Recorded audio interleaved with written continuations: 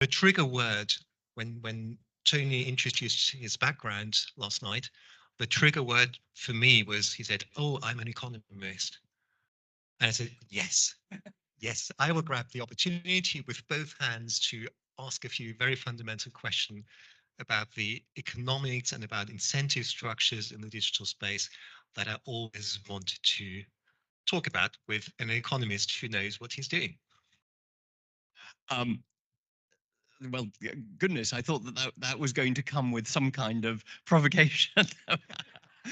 but Still looking for the that's all right. disagreement. Well, exactly. Maybe we can make it our, the challenge for our session, Sebastian, is we will find something on which we disagree. I really hope so. Actually, what I quickly discovered about Sebastian over supper yesterday is that Sebastian is doing incredibly important and important work on standardization in the digital space.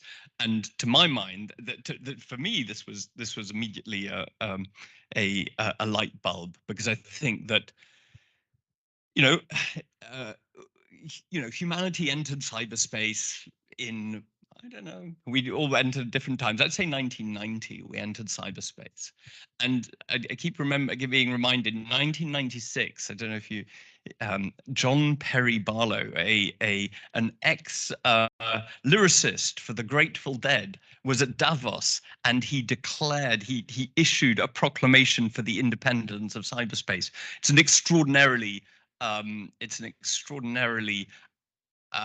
ambitious proclamation, right? And this was right at the beginning of the first .com hype, and the sentiments expressed by the Grateful Dead lyricist were, leave us alone. We're going to be able to sort this out. This is a new, unlimited space of freedom, and you giants of steel, is how he addressed Davos, the industrialists and the governments who are there. You giants of steel, get out of our way. We're okay, right? And then John Perry, I think John Perry Barlow died 10 years ago or something. I can't remember. But one sort of wonders, well, okay, from 96 to today, what happened to that visionary view of cyberspace?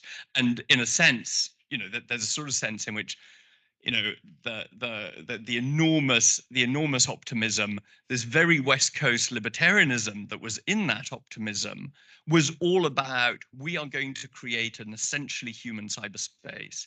I think that the opposite has happened. We had that wonderful quote this morning from someone about the internet used to be where you went to create another world. It's now where the world is where you go to create an alternative to the internet. Something terrible went wrong here, and to my mind, fixing it is fundamentally to do with the work that Sebastian's doing, which is around standards for AI, standards for data, standards in cyberspace. Well, I think if we talk about standards, standards are a consensus of people to do things in a certain way. And there are various advantages to it: interoperability, you're creating markets, you open up new fields of technology. And to some extent, standards are in contrast, not the opposite, are in contrast to a purely commercial view of the digital space. I'm sometimes wondering, well, what would have happened if Tim Berners-Lee in the early 90s would have tried to turn HTML and HTTP into a commercial venture? To say, no, this is not just a protocol that I'm publishing and people are free to use it as they want, as long as they kind of credit me. But what if he had tried to turn it into a commercial venture, into this one big walled garden? It's probably fair to say that the internet as we know it would not have happened. Instead, we had that free for all for a number of years. We even broke free of the walled gardens that companies like AOL or CompuServe tried to build in terms of controlling access to the physical network. And then, yeah, as you say, something went terribly wrong again. And now the digital space is dominated by big tech, by some very small, very large, very small number of very large platforms. But what interests me really is also that the commercial model, the business model, seems to have narrowed down, or the richness of models seems to have narrowed down to this model of, well, it's free in big quotes. You essentially pay with your data. You pay with your attention. That is the most finite resource that you have.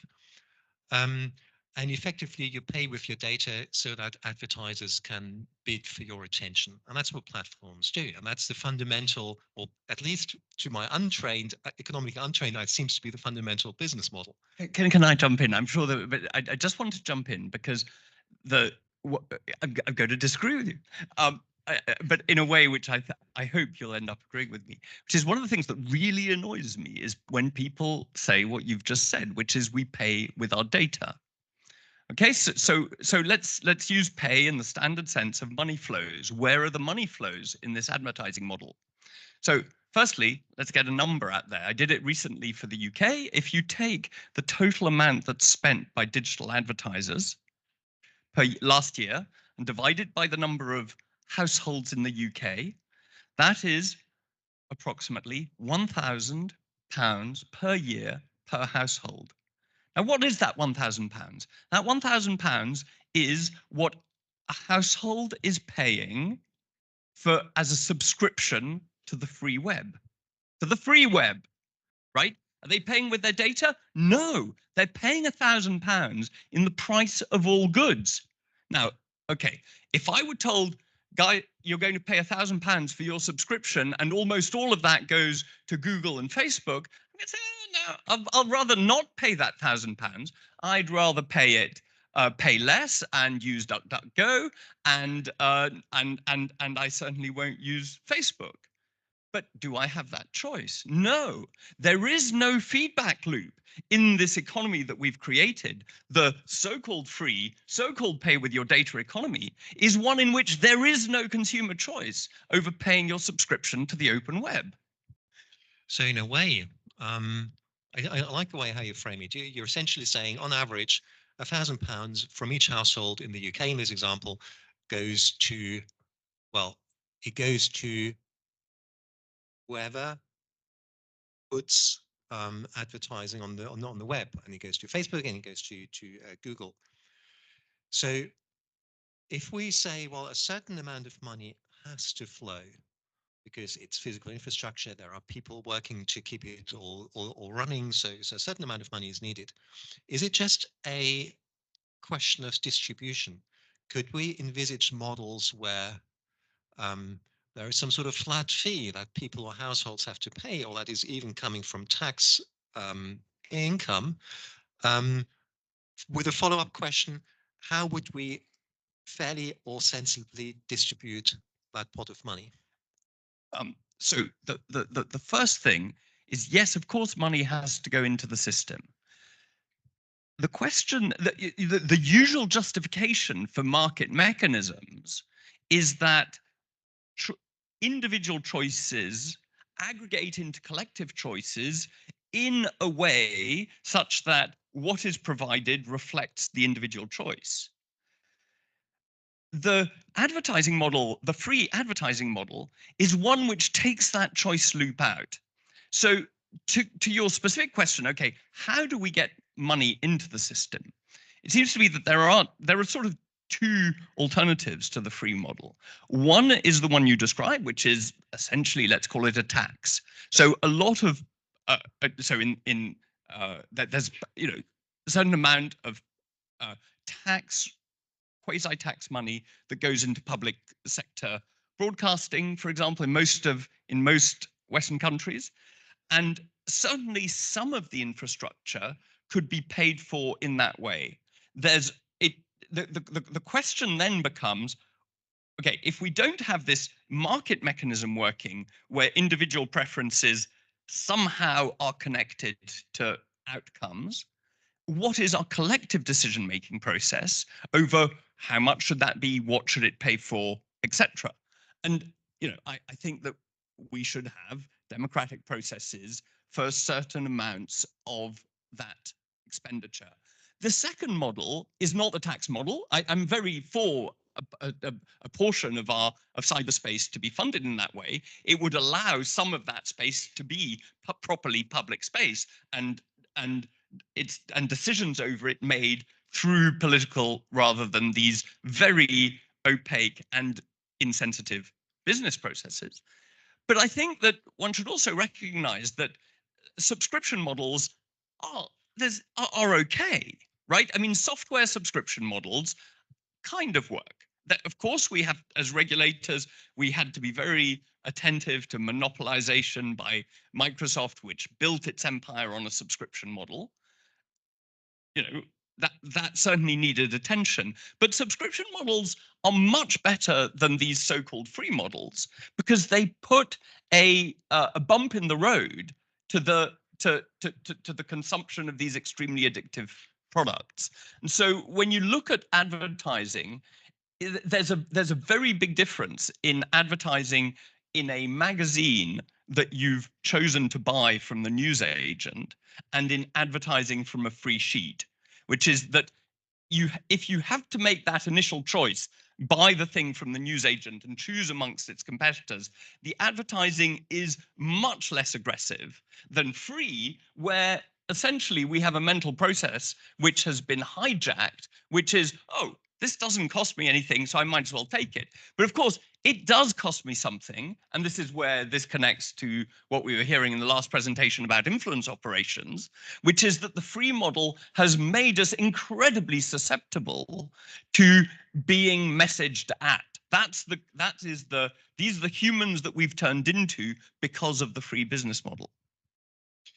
So we're back to our attention being the ultimately finite resource, and the question being, how do we divide our attention and how much human agency do we have over how we allocate our finite attention? And it always strikes me, it's kind of a generic saying that the amount of information online grows exponentially and doubles every so many months, which may well be true, but then the immediate follow-on question to me is, well, our attention is constant. Maybe a Gen Z has got slightly greater capability of multitasking and kind of taking in multiple channels of information, but in the grand scheme of things, our human attention is bandwidth is constant and will not change over subsequent generations as well. So when we talk about, well, we talked about kind of collective decision making on how to allocate financial resources. You also talked about the benefits of subscription models, which leads me to wanting to put an approach to you that is cropping up in discussions very occasionally, and on the face of it, to me, sounds very, very plausible. So imagine you had a subscription that a monthly, let's talk about 10 euros a month that you pay to, let's say, the internet. We need to get to the mechanics of that, but let's just say you pay 10 euros a month to some distribution mechanism. You also spend that month active in the digital space, and there are things in the digital space that you think are useful, and in the usual way you might click some sort of like button on there, and at the end of the month you might have clicked like 100 times, which kind of means that the 10 euros you spent, each of those likes is maybe worth 1/100th of those 10 euros, so it would be 10 cents. If you had only clicked like 10 times during that month, each like would be far more valuable because you're far less promiscuous with your likes. So each like would be worth €1. So in the end, at the end of this month, you have got gazillions of likes from various users. And each of those likes has a different monetary value that you could then feed back to the creator of that content. And I've always been wondering what such an approach would lead to if it was adopted on a broad Look, scale. there's a lot to like in what you just said, and it is a sort of credit. It's credit allocation. So what it's an algorithm of the sort that we have lots of algorithms, which says how are we going to reward this particular part of the whole system, and so networks have lots of these algorithms, and this is a very attractive thing to do. But I have to say that there's still something that disturbs me in it, and I have some alternative suggestions. So in your system, there's still a huge incentive to addict and to create addictive products, and that it seems to me is where we have to where we should focus on changing the incentives. Very briefly, my thought there is the mechanisms of addiction come through a the uh, the hyper personalization that allows you to do the doom scrolling, and B, that same hyper personalization which allows you to be influenced, whether it's by a corporate or by an enemy state, right? And that provides the incentive to the providers of this. So in that system of trying to break the addictive mechanisms here, it's not just about what we have to do is we have to arm ourselves with the tools that protect our attention. Our attention is the ultimate finite resource, but we need help. Mines in the Democratic Republic of Congo. We don't want to have guerrilla warfare around our attention. So what we need helpers that are working for our expressed desires on our behalf, protecting that space around this incredibly valuable mine, which is our attention. So we have to be able to express the desire, not just to say, I'd like to reward whoever captures my attention. It's also, I have a high level desire to have my attention managed in this kind of way. And this is where I think that there's a place for what I'd call, let's say, data unions. So the data union is the organization that has a responsibility to act on my behalf, on the behalf of its members, that looks at everyone, all the activity around my attention space, and where anyone wanting access to the attention space has to go through this institution. That is a professional institution that can defend attention.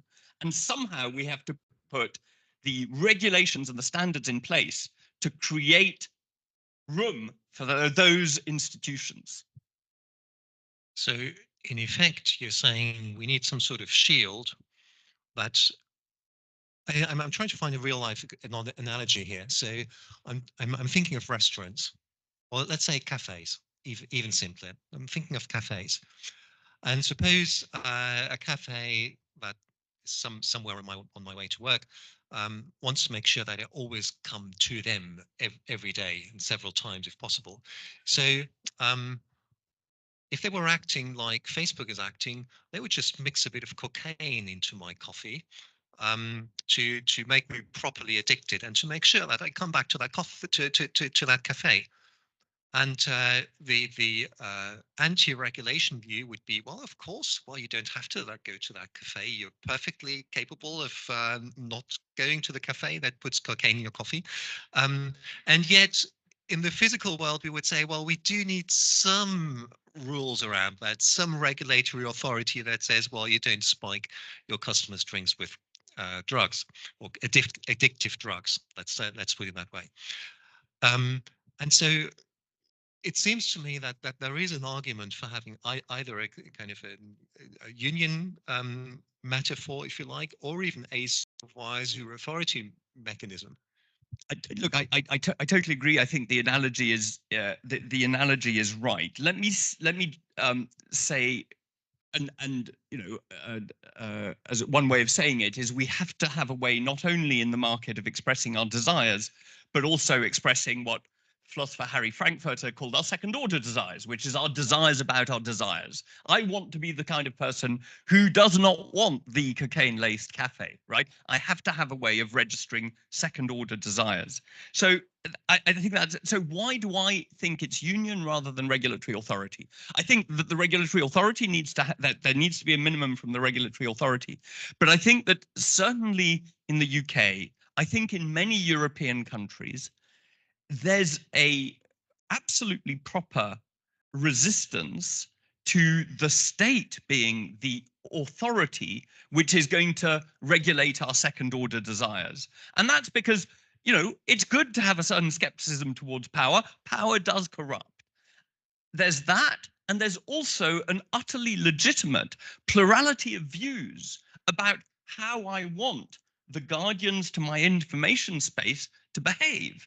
And so what I want is some value alignment between me and the institution whom I'm delegating that you know to be my information guardian in an information warfare space. And that warfare is both commercial and actual state warfare, right? So that value alignment and the legitimacy of it, to my mind, speaks to this being civil society organizations. And I like very much the argument in the book by Robinson and Asimoglu, the Narrow Corridor, and this beautiful book about, you know, why is it that some state, you know, what is it that allows us to increase state capacity without going towards collapse? And I think this maybe connects to some of the themes Mikhail's been talking about.